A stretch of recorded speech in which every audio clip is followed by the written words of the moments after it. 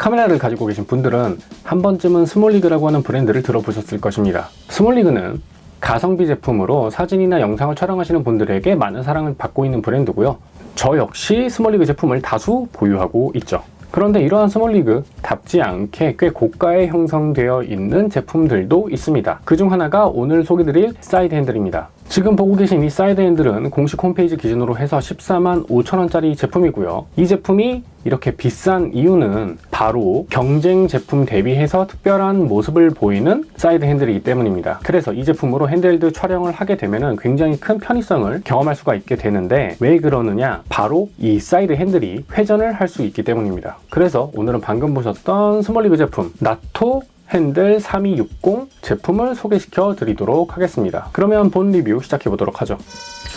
제품의 디자인은 일반적인 사이드 핸들처럼 생겼습니다. 다만 저가형이나 보급형 사이드 핸들처럼 평면 구조가 아니라 그립부를 곡선형으로 설계를 해서 조금 더 안정적으로 카메라를 잡을 수 있도록 설계되어 있어요. 그리고 그립부는 가죽 패턴의 실리콘 처리가 되어 있어서 미끄럼 방지에도 나름대로 신경을 쓴 모습입니다. 상단에는 4분의 1 나사홀 4개, 그리고 8분의 3 나사홀 1개가 있고요. 그리고 제품 하단에는 육각 렌치가 있습니다. 그래서 촬영을 빠르게 세팅을 해야 할 때 이 육각 렌치를 사용을 해서 셋업을 조금 더 빠르게 진행할 수가 있게 되는 거죠. 이 육각 렌치는 생각보다 촬영을 하면서 자주 사용되기 때문에 정말 깨알 같은 기능이라고 생각이 듭니다. 그리고 나토 레일과 맞물리는 결합부가 있고요. 결합부와 핸들을 연결해주는 기둥, 바가 있죠. 이 바 같은 경우는 투박하진 않고 약간 유광에 빈약해 보이는 느낌은 있습니다만, 제가 계속해서 사용을 해본 결과 그렇게 불안하거나 불안정하다라는 느낌은 못 받았어요. 상세 페이지 보면 지지의 하중이 5kg 정도라고 하는데 웬만한 카메라 셋업에는 충분히 거의 다 대응이 가능한 수준이라고 생각을 합니다. 그리고 그립부를 가만히 보면은 판자가 보이는데 이 판자는 클릭이 돼요. 눌린다는 얘기죠. 이 버튼이 핵심인데 요거는 제가 곧 설명드리도록 하겠습니다.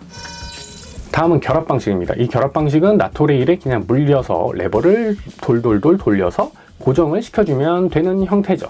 그래서 결합은 쉬운 편입니다. 나토 레일에 물리고 회전형 레버를 꽉 잠궈주면 끝인데, 제가 예전에 리뷰를 했었던 스냅온 시스템만큼의 편의성은 아니지만 육각 렌치로 고정하는 방식 대비해서 훨씬 더 편리한 결합 방식을 채용했다, 이렇게 말씀드릴 수 있을 것 같아요. 그리고 나토 레일을 지원하지 않는 케이지를 사용하시는 분들을 위해서 제품 구매 시 작은 사이즈의 나토 레일을 별도로 제공을 해줍니다. 그래서 그거 그냥 연결해서 바로 사용하시면 돼요.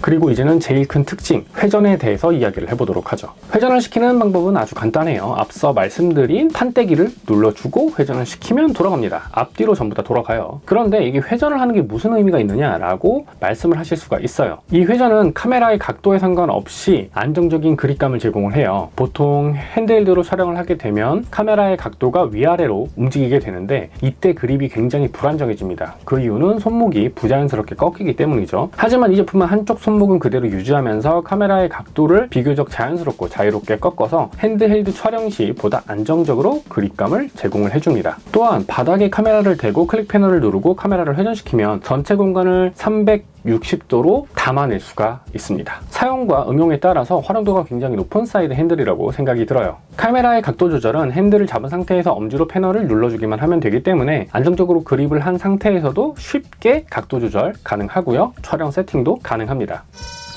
자, 하지만 완벽한 제품은 없죠. 이 제품도 단점이 분명히 존재해요. 요 위아래로 바가 움직여지지 않는다는 겁니다. 제가 이전에 리뷰했었던 스냅온 같은 경우는 높낮이 조절이 가능했죠. 그래서 내 손에 안정적인 그립감을 최대한 맞춰가지고 셋업이 가능했는데, 얘는 회전을 시키는 공간이 이 핸들 내부에 있다 보니까 위아래로 움직여지지 않습니다. 그래서 강제적으로 핸들에 맞게 손위치를 잡아야 된다는 거죠. 물론 이게 불편하다고 느껴지진 않지만 액세서리의 높이라던가 카메라의 위치, 그리고 나토 레일의 위치에 따라서 약간 카메라와 이 핸들이 붕 뜨는 그러한 경향을 보이기는 합니다. 물론 회전을 시켜서 높이를 조금 낮춰줄 수는 있지만 바로 카메라를 들고 촬영을 해야 되는 상황에서는 다시 카메라 각도를 정방향으로 맞춰야 되기 때문에 이 부분은 조금 불편하다고 말씀드릴 수 있을 것 같아요. 이와 같은 단점이 있긴 하지만 저는 이 제품 굉장히 오랫동안 잘 사용을 했고 앞으로도 잘 사용을 할 겁니다. 그리고 핸드헬드로 촬영을 해야 되는 상황에서는 이 제품만큼 안정적으로 그립을 할 수 있도록 만들어주는 사이드 핸들은 없다고 보여지고요. 만약에 본인이